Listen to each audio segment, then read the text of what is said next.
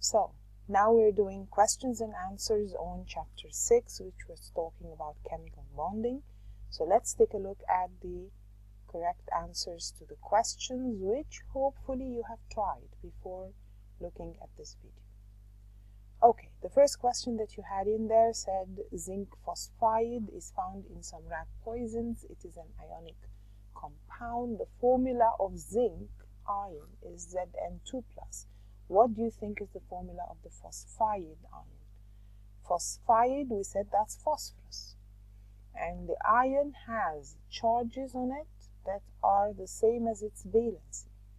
So phosphorus, if I say Zn3p2, the valency of phosphorus is 3. That is because phosphorus is something in group 5. If you look in the periodic table, phosphorus is in group 5. That means it has 5 electrons in its outermost shell.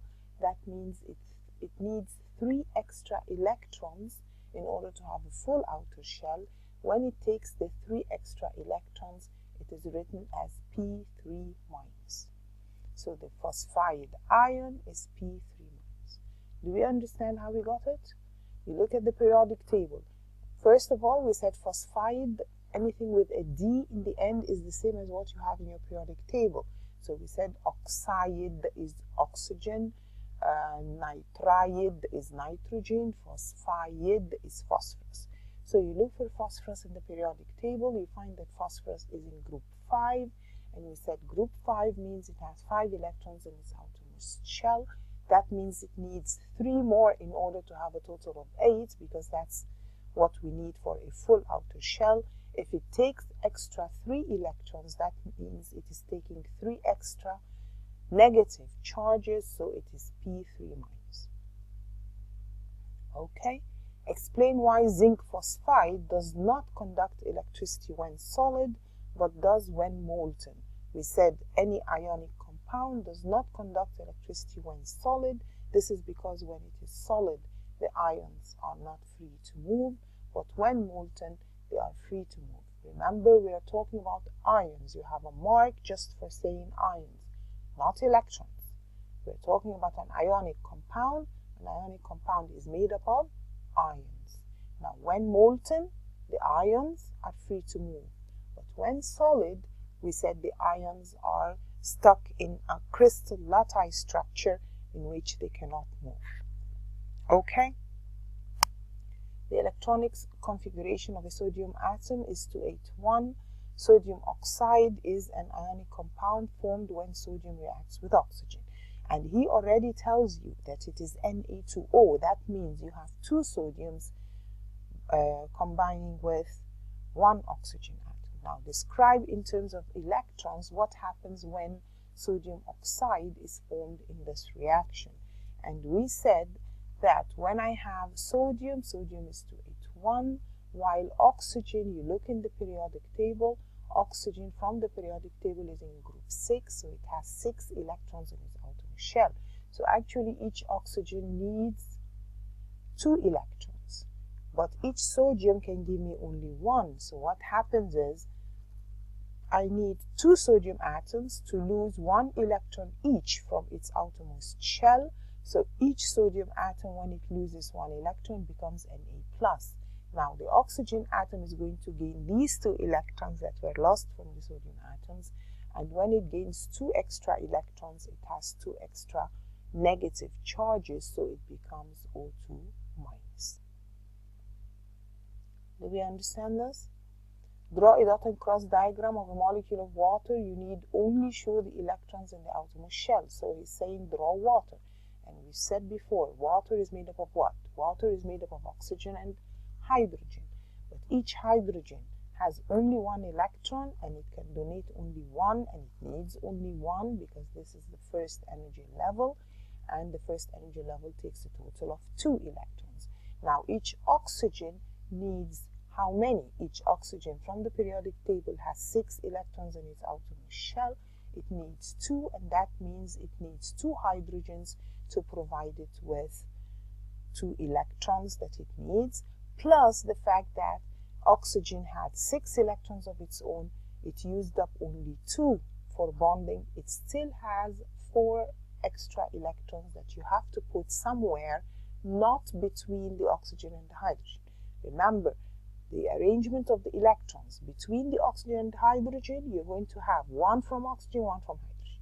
1 from oxygen, 1 from hydrogen. And then the oxygen still has 4 electrons left. These have to be put around the oxygen but away from the hydrogens. They're not in between oxygen and hydrogen. Explain how the covalent bonds in the water molecule hold the hydrogen and oxygen atoms together. We said, what happens in the covalent bond? The covalent bond is strong attraction forces between the bonding pair of electrons and the positive nuclei of the atoms.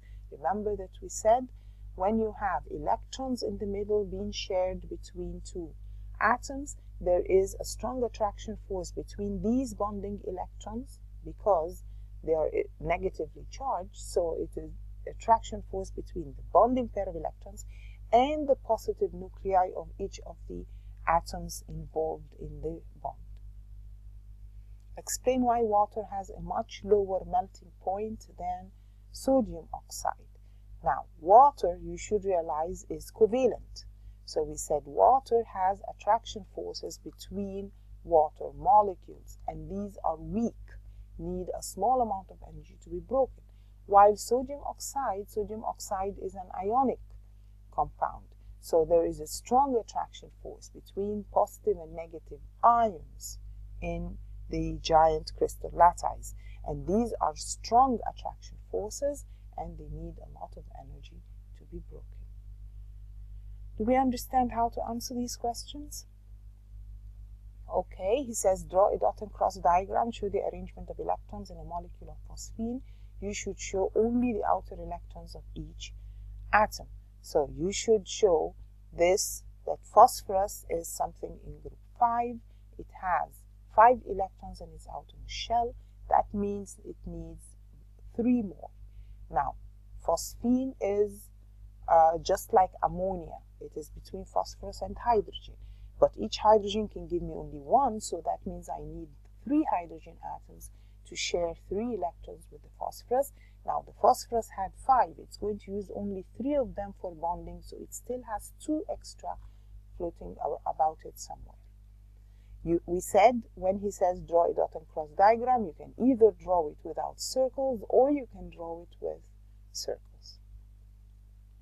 Explain why phosphine has a low boiling point. Remember, in order to do this, the first thing you ask yourself, is it ionic or covalent? Sharing, it's ionic. Sharing, it's covalent.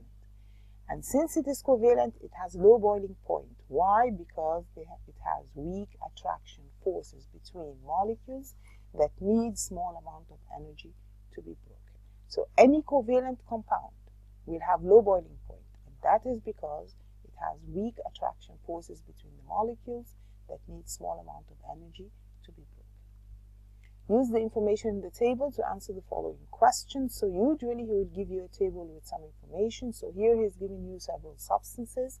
He's giving you the melting point, the boiling point, and whether it conducts electricity when solid and when liquid. And he's saying choose from A to D a substance that could be a metal. How do I know if something is a metal? First of all, do you think it will have high melting point, boiling point, or low melting point, boiling point? A metal is a giant structure. It has very strong attraction forces between positive ions and negative electrons in the giant structure. A metal must have high melting point and boiling point. So we're going to choose something that has high melting point, boiling point. In that case, C does not apply. Then, how do I know if something is a metal? We said a metal is the only thing that conducts electricity when solid. Metals conduct electricity when solid. So I look for which one has high melting point and conducts electricity when solid. So that applies to B. Do we understand that? Now, which one is a giant covalent structure? A giant covalent structure means it is like diamond and graphite. Diamond and graphite are the giant covalent structures that we've talked about. And we said a giant covalent structure would have high melting point, boiling point, but it will not conduct electricity at all. Since it is covalent, does not conduct electricity at all, not solid, not liquid. So which one has high melting point and does not conduct electricity at all? So that is A. Ionic compound. We said an ionic compound, first of all, will have high melting point, boiling point, because it is made up of a giant crystal lattice. Then, does it conduct electricity when solid? We said ionic compounds will conduct electricity only when liquid, not when solid. So I'm looking for something with high melting point, boiling point, and conducts electricity only when a liquid, and that is D. Okay, a liquid at 25 degrees centigrade. We said, how do I know if something is a liquid at 25? A liquid means at 25 it has already melted. So that means I'm looking for something that has a melting point less than 25, but a boiling point above 25, so that it hasn't boiled yet. So something with a low melting point and a high boiling point above 25, that is C. A solid adds 1600 to be solid at 1600. How do I know if something is a solid at 1600? If its melting point is above 1600, because at 1600 it has not melted yet. It's a solid, so it has its melting point above 1600, so that is A. Okay, were you able to get all these answers? Okay. The gas hydrogen chloride dissolves in water. The solution in water turns blue litmus paper red. This solution of hydrogen chloride in water contains 2 ions. So if I put hydrogen chloride in water, we said it will form hydrochloric acid. So what would be the formula of each ion? It will form a hydrogen ion and a chloride ion. So let's look at hydrogen. We said hydrogen is something that has 1 electron. To form an ion, it will lose that 1 electron. When it loses that 1 electron, it has just 1 proton in its nucleus, so this is H+. Now, chloride is a chlorine atom, and the chlorine atom gains 1 electron because it is in group 7 and it has 7 electrons in its outermost shell. So if it gains 1 electron, that means it will have Cl-.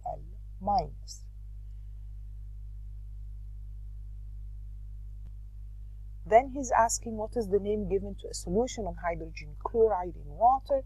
We said hydrogen chloride, if you dissolve it in water, it becomes an acid. Which acid is that? Hydrochloric acid. Okay.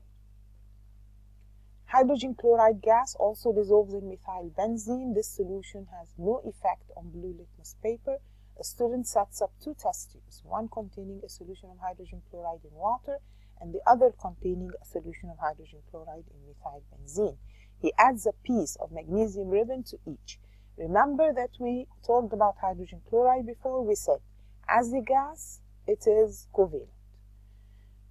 When you dissolve it in water, it becomes an acid. An acid is ionic.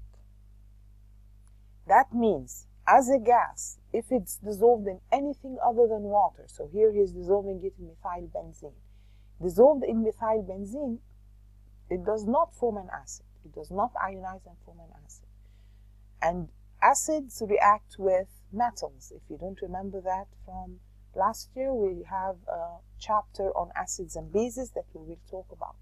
But just for now, remember that hydrogen chloride gas, when it dissolves in methyl benzene, it's not an acid. And if it's not an acid, it's not going to react with magnesium. But if you dissolve hydrogen chloride in water, it becomes an acid, and acids react with magnesium to give off bubbles of hydrogen gas. So the difference here is hydrogen chloride in methyl benzene does not ionize. So no acid is formed. And in that case, if you put magnesium ribbon, no reaction, so no bubbles of gas are formed with magnesium. But when you put it in water, the hydrogen chloride ionizes to form acid. So now that I have acid, if I add magnesium, it will give bubbles of gas with magnesium, and the magnesium ribbon dissolves and gets smaller. We will talk about acids and bases in detail in another chapter.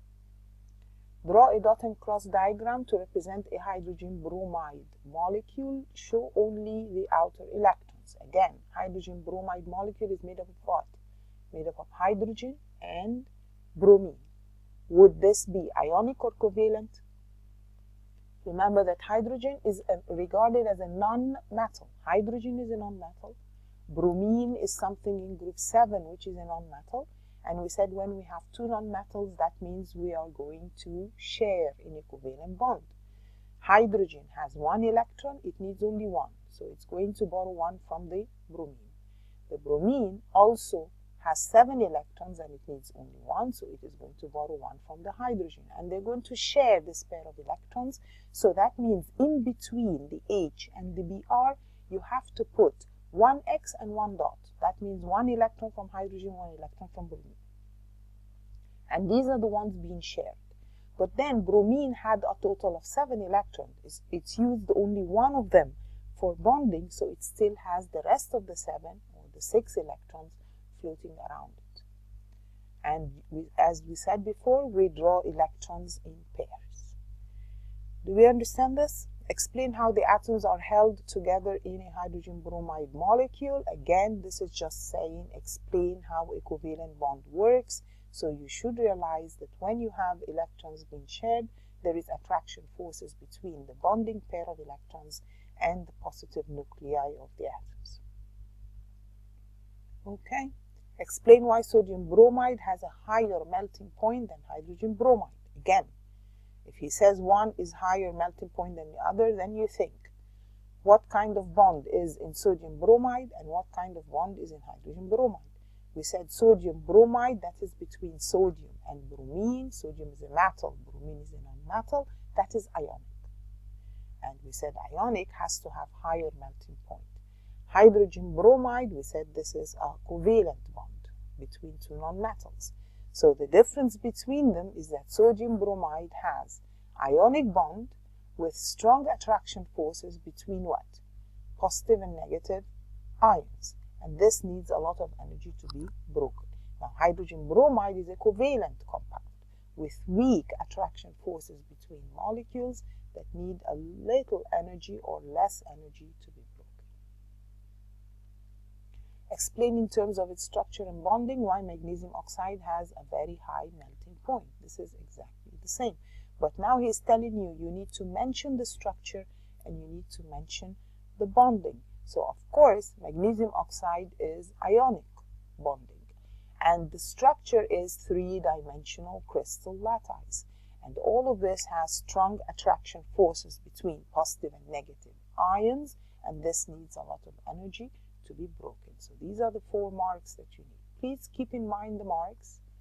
These are 4 marks. There is 1 mark for each of these points. That magnesium oxide has what kind of bonding? It has ionic bonding.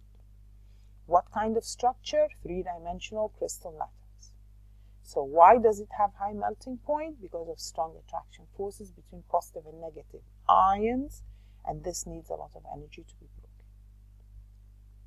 Potassium forms an ionic compound with sulfur. Describe what happens when 2 atoms of potassium react with 1 atom of sulfur. Give your answer in terms of electron transfer and give the formula of the ions formed.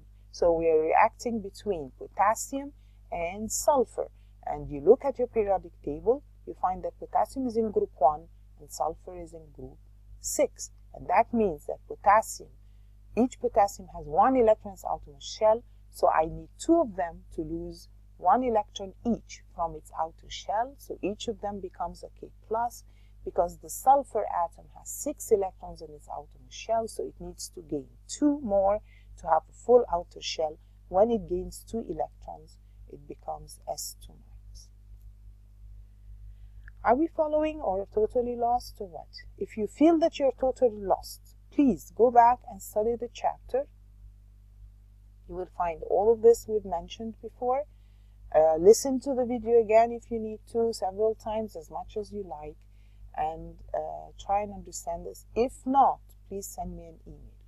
Hydrogen chloride is formed in the reaction between hydrogen and chlorine. The equation for the reaction is this. So we have hydrogen plus chlorine to give hydrogen chloride.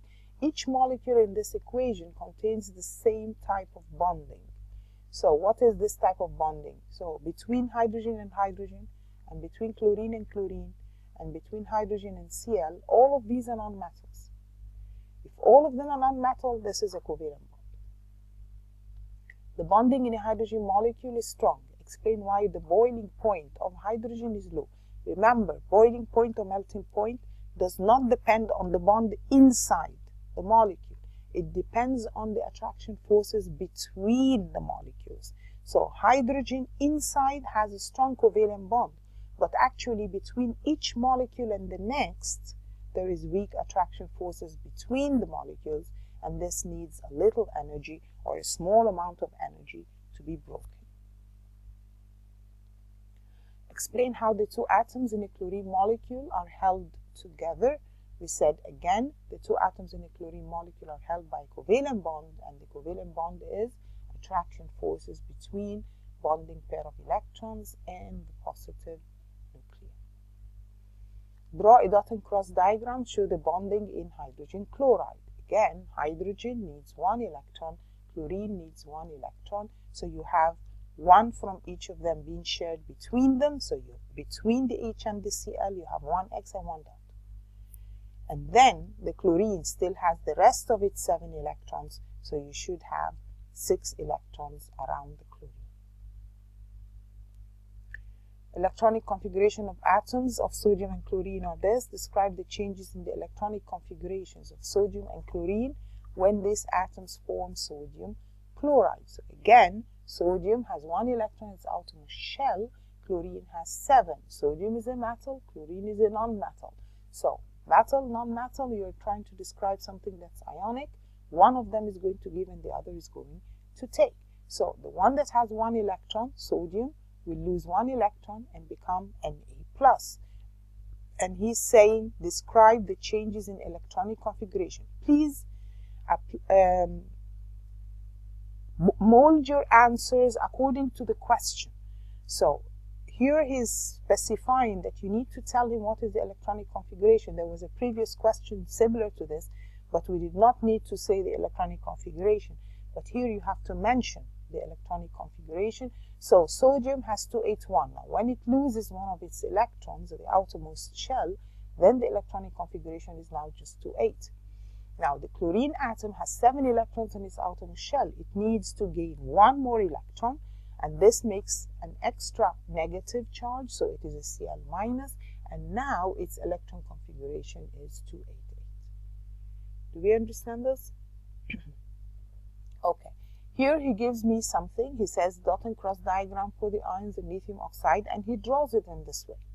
That you have 2 lithiums, so you have lithium plus with a 2 under it. This indicates that I have 2 lithium atoms, and the oxygen has 6 of its own, which is denoted with X's, and 2 from the 2 lithiums, that the electrons in the outermost shell that were lost, and this means you have O2-. Now he's saying draw the same type of dot and cross diagram in lithium nitride. That means you need to draw a similar diagram, just like the one he drew, but between lithium and nitrogen. So you go to the periodic table, look for nitrogen, you find that nitrogen is in group 5. Group 5 means it has 5 electrons of its own, and that means it needs 3 electrons. Each lithium is in group 1. Lithium is in group 1. It has 1 electron out in the shell, so each lithium can denote 1 electron or donate 1 electron.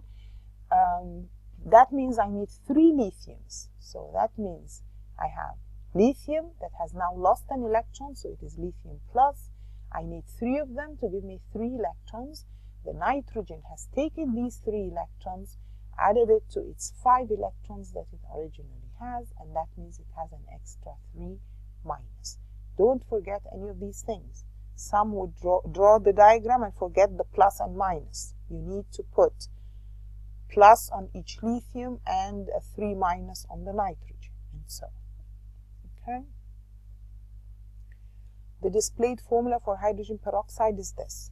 Remember that when we draw this kind of diagram, remember that each line that is drawn, so there is a line between H and O, a line between O and O, a line between O and H.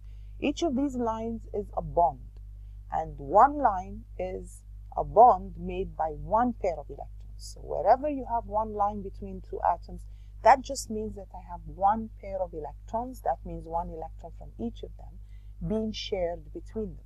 So he's saying complete the dot and cross diagram, show the arrangement of the outer shell electrons in a molecule of hydrogen peroxide.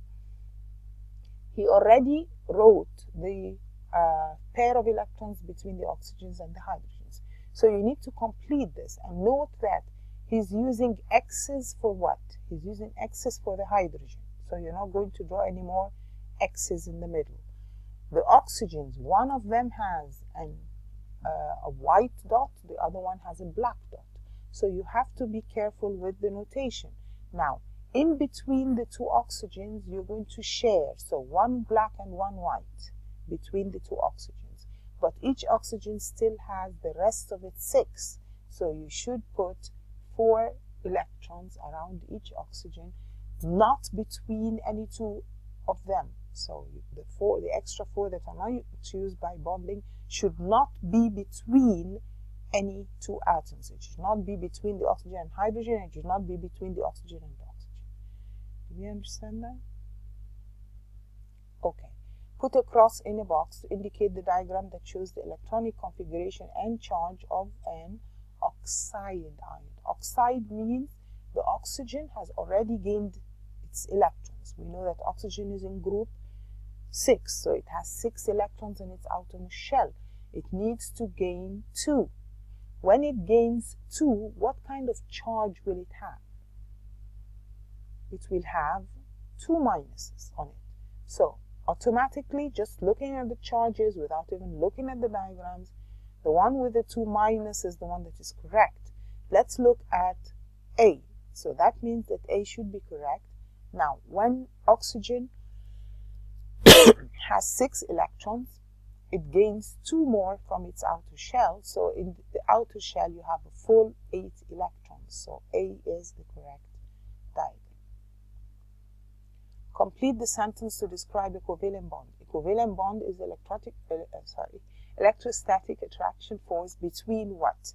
Between a pair of bonding electrons and the nuclei. Remember that the word nuclei is plural of nucleus. 2 nucleus is nuclei. Okay, so that's just the plural. Draw a dot and cross diagram, show the arrangement of electrons in a hydrogen molecule. Remember, the word molecule means a hydrogen with itself. So hydrogen, just one hydrogen alone is a hydrogen atom. Now a hydrogen molecule is a hydrogen with another hydrogen. And we said each of them has 1, so they need to share this one together so that each of them has 2. This is the first energy level, and it takes a total of 2, so this is the full outer shell. Explain why hydrogen has a very low boiling point. Again, hydrogen is covalent, and we said any covalent compound has low boiling point because it has weak attraction forces between molecules that need a small amount of energy to be broken. Complete the dot and cross diagram, show the arrangement of the outer electrons in magnesium and chloride ions, show the charge on each ion. So you have magnesium with chlorine. Of course, the magnesium has 2 electrons in its outermost shell. It needs to lose it. When it loses it, it becomes 2 positives. Now that means it is going to give these 2 electrons to the chlorine atoms, but each chlorine atom has 7 electrons of its own. It needs only 1 more, so you need 2 chlorine atoms to take the 2 electrons that were given by the magnesium. Now when each chlorine atom gains 1 electron, now it has an extra negative. Do not forget to write the positives and the negatives on the ion. So magnesium will have 2 plus on it, and each chlorine will have 1 minus on it. Remember, again, we do not write the number 1. We just write minus, and it's understood that this is 1. Don't write minus 1. Okay? State what is meant by the term ionic bonding. We said, what is ionic bonding? It is the electrostatic attraction forces between positive and negative ions. Again, explain why magnesium chloride has a high melting point. What is magnesium chloride? Ionic or covalent? It's ionic, so it has strong attraction forces between positive and negative ions that need a lot of energy to be broken. Remember the explanation for ionic and the explanation for covalent. We said ionic has high melting point because it has strong attraction forces between positive and negative ions that need a lot of energy to be broken. If we were talking about covalent, we said covalent has low melting point. Why? Weak attraction forces between molecules that need a small amount of energy to be broken. Explain why potassium sulfide conducts electricity when molten. Again, potassium sulfide is what? There's a bond between potassium and sulfur. Potassium is in group 1, that's a metal. Sulfur is in group 6, that's a non-metal. So metal and non-metal, that's ionic. Now, explain why this conducts electricity when molten.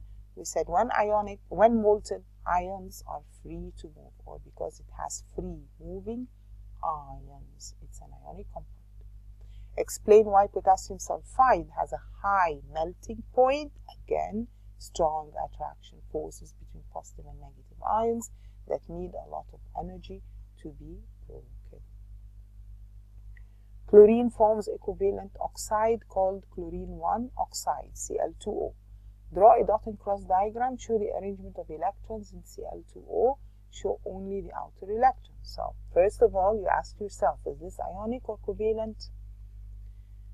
Chlorine is in group 7, non-metal. Oxygen is in group 6, non-metal.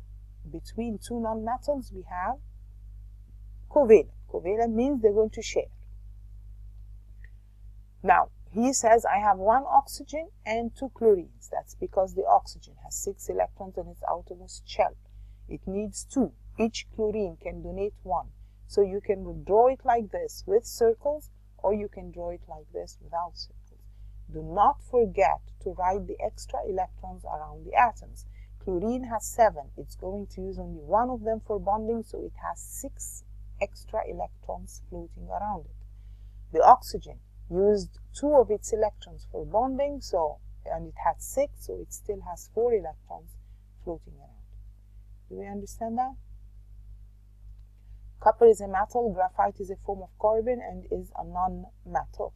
Both copper and graphite have high melting points and both conduct electricity. The diagram shows the arrangement of the atoms in copper and in graphite.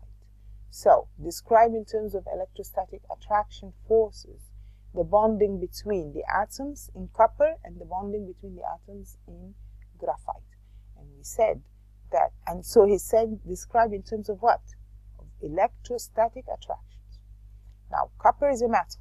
He said copper is a metal. And we know that a metal is made up of what? It's made up of rows of positive ions.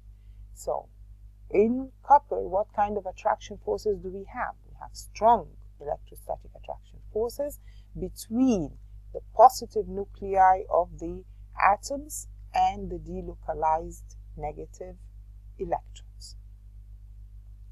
Graphite we said is covalent. It's not ionic. So there are no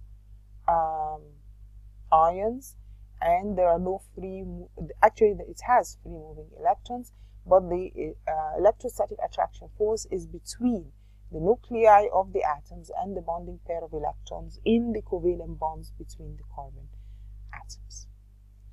Okay, explain how copper conducts electricity. Again, copper is a metal. How does a metal conduct electricity? Because it has a sea of delocalized electrons that are free to move. The copper is a metal. We said metals are made up of positive ions and a sea of delocalized electrons floating around it, and metals conduct electricity because these delocalized electrons are free to move. Explain why graphite has high melting point. Graphite, is this ionic or covalent? We said graphite is made up of carbon atoms. Carbon atoms are non-metals, so it is a covalent, but it is giant. It has high melting point because it's a giant structure. So the high melting point is because it has strong covalent bonds between the carbon atoms in the giant three-dimensional structure, and this needs a lot of energy to be broken. Okay, so that's the end of the questions on chemical bonding. Please go back and study everything and send me an email to send you the quiz on this chapter.